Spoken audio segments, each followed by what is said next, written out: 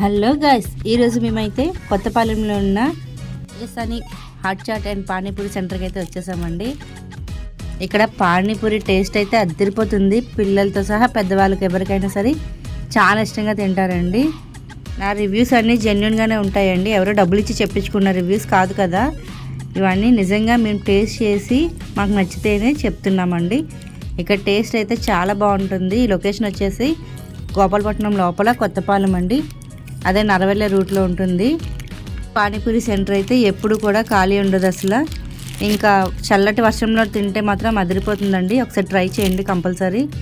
అలాగే ఒకవేళ ట్రై చేస్తే కామెంట్ చేయడం మర్చిపోకండి.